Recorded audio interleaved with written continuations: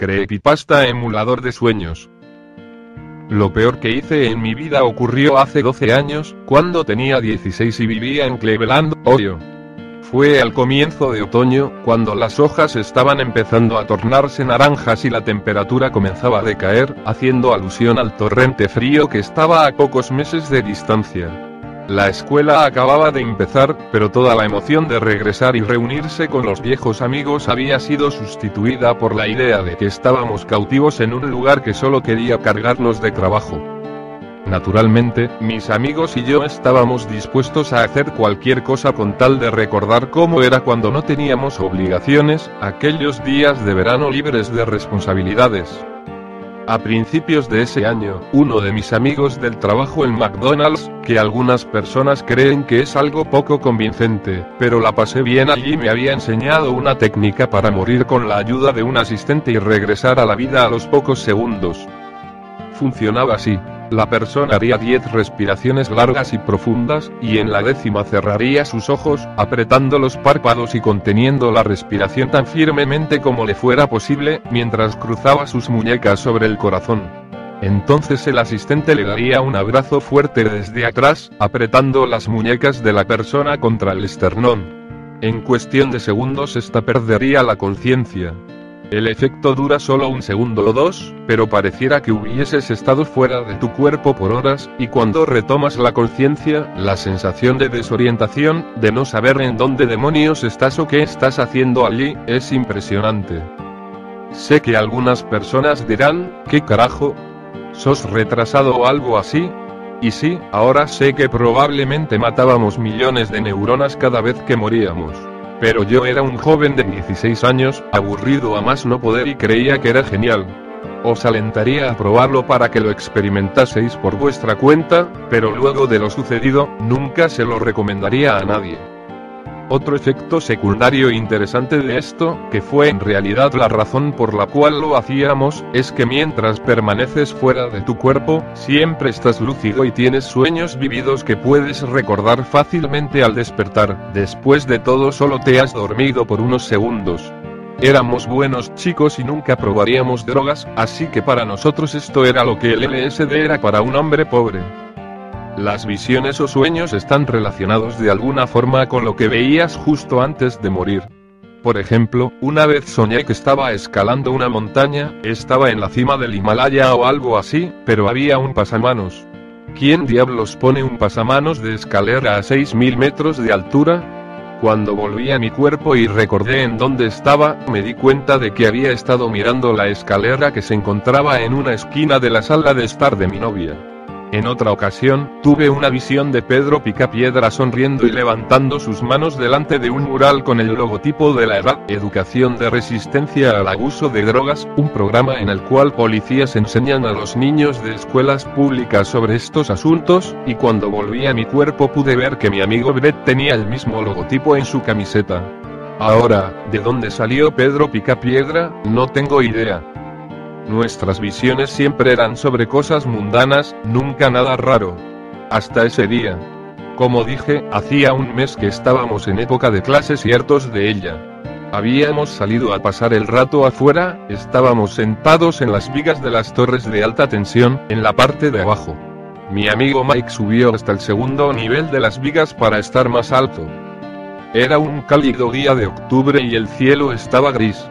Lentamente, el cielo fue oscureciendo cada vez más, y en Cleveland eso probablemente significaba que en cualquier momento la temperatura podría descender y, si éramos realmente desafortunados, una lluvia helada podría empezar a caer.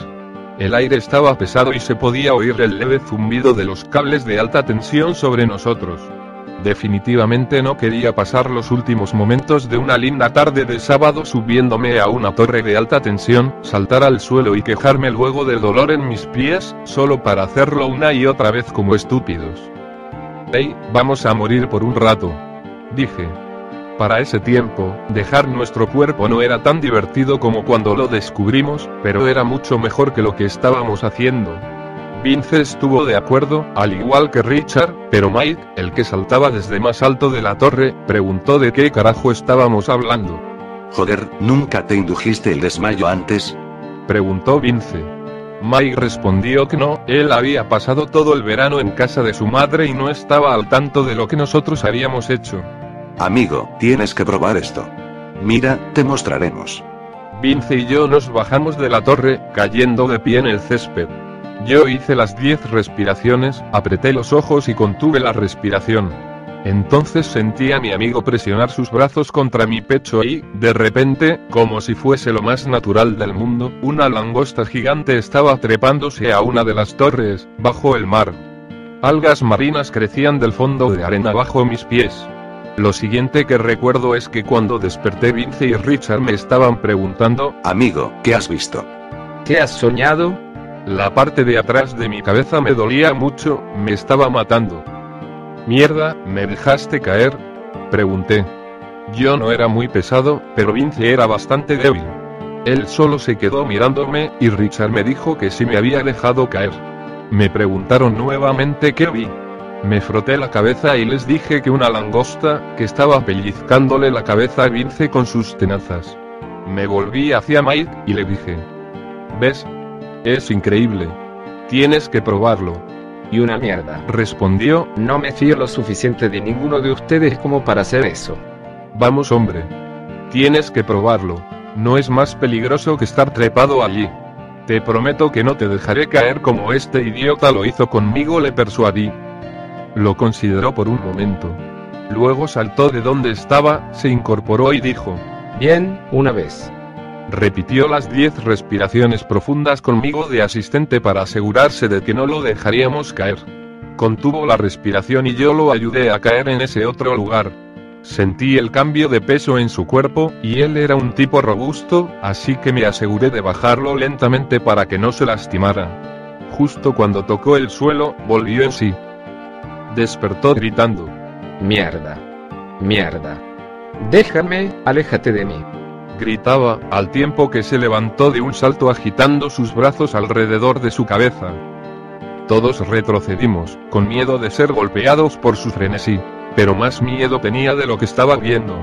Después de unos 7 segundos, el doble de lo que generalmente tardábamos en darnos cuenta de dónde estábamos, se tranquilizó. Mierda, mierda, mierda, y jadeaba, respiraba con dificultad, tomando grandes boconadas de aire. Se quedó de pie, encorvado, hasta que cayó de rodillas. Comenzó a mecerse, retorciendo las manos y murmurando: Santa Madre de Dios, ¿qué demonios has visto? Dijo Vince, pero Mike no respondía. Me acerqué lentamente y a medida que lo hacía, lo escuchaba sollozar en silencio. Eso en nuestro mundo de machos era castigado con la muerte, pero por supuesto, nadie dijo nada. Apoyé una mano en su hombro, pero en cuanto lo toqué dio un grito y saltó para atrás golpeándose la espalda contra la torre. Se abrazó a la columna de la torre, mirándonos con los ojos desorbitados, una mirada de terror absoluto. Pensaría quizá que éramos demonios del Averno. Si en algún momento pensé que estaba bromeando, esa mirada me quitó toda duda. Eso, y lo que sucedió después. Ninguno dijo nada. A los 10 minutos Mike se había tranquilizado lo suficiente como para que Richard lo acompañara a su casa. La temperatura había decaído y comenzó a llover. Le dije a Vince que me iba a mi casa, y le dije que nos veríamos mañana.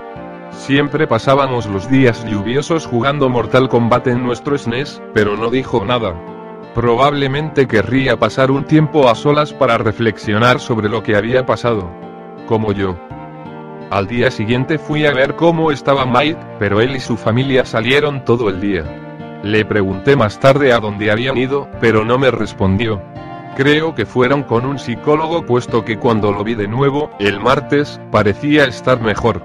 Los siguientes días nos juntábamos normalmente, como antes, pero Mike aún no decía lo que había visto. Hablábamos de cosas sin importancia. No fue hasta el sábado de esa semana cuando me contó lo que pasaba. Estábamos caminando por una calle tranquila del barrio hacia el puente peatonal que cruza el arroyo. Yo hablaba de una chica mayor que conocía, cuando me interrumpió de repente. No voy a estar aquí mucho más tiempo. ¿Cómo?, le pregunté. Vendrán de nuevo esta noche, esta vez ya no creo que sea capaz de aguantar. ¿De qué estás hablando? ¿Quién vendrá esta noche, Mike? Las manos y las voces. Para ese punto ya me estaba asustado. Balbuceé estúpidamente un par de veces, y luego dije, estúpidamente. ¿Qué manos? Por la noche miro el árbol por la ventana y luego todo se pone negro. Entonces veo decenas, cientos, miles de ellas empujando contra el vidrio. ¿Y qué haces? Retrocedo durante toda la noche, pero estoy cansado. No puedo mantenerlas afuera más tiempo. Y las voces dicen que tengo que dejarlas entrar, voces de niños pequeños. Voces y manos de niños pequeños. Bajó la voz hasta ser un susurro.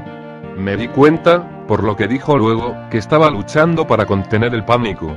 Y a veces, veo sus caras, dijo, con voz temblorosa. Lo acompañé a su casa. Se detuvo en la puerta y finalmente, levantando el rostro, me dijo. Dile a Vince que puede quedarse con mi Nintendo. Él no tiene uno y su madre no le comprará uno. Richard puede quedarse con mis discos. Sé que a ustedes no les gustan, pero a él sí. Empecé a decirle algo, pero se dio vuelta y entró en su casa. Me gustaría haber llamado a la puerta y ofrecerle quedarme con él, pero teníamos 16 y los chicos de esa edad ya no hacían eso. Me fui a mi casa. Dormí mal, asustado, escuchando cada crujido y quejido que hacía la casa. Generalmente dormía con las persianas abiertas, pero esa noche, cerré todo. Al día siguiente nos enteramos de que alguien había irrumpido en la casa de Mike. Vi una patrulla de policía en la entrada de su casa. Mis peores temores se confirmaron cuando noté que la ventana de Mike era la que había sido violentada. Mike había desaparecido, y fue todo lo que nos dijeron. Nos hicieron muchas preguntas, buscaban algún pervertido que lo hubiera secuestrado, pero no obtuvieron información de nosotros puesto que no teníamos nada que ver y lo que no era del todo cierto. Su foto apareció en todos lados, y todavía lo están buscando. Cuando todo terminó, me fui a la biblioteca para investigar qué mierda había pasado, pues el internet no era tan eficiente en aquella época. No encontré mucho. Lo más relacionado que encontré fue algo que aprendí tiempo después, en mi clase de Historia Universal. Al parecer, los sacerdotes egipcios usualmente se encerraban a sí mismos en ataúdes el tiempo suficiente para morir, mientras que luego eran resucitados y así podían contar lo que vieron en el inframundo, el tiempo que estuvieron muertos. Solo puedo pensar que por el clima, o por la electricidad en el aire, Mike pudo tener una experiencia más intensa que la nuestra. Tal vez golpearme la cabeza me salvó de lo que él sufrió, no lo sé. Es algo que no termino de entender. A veces acordarme de todo esto, me hace temblar.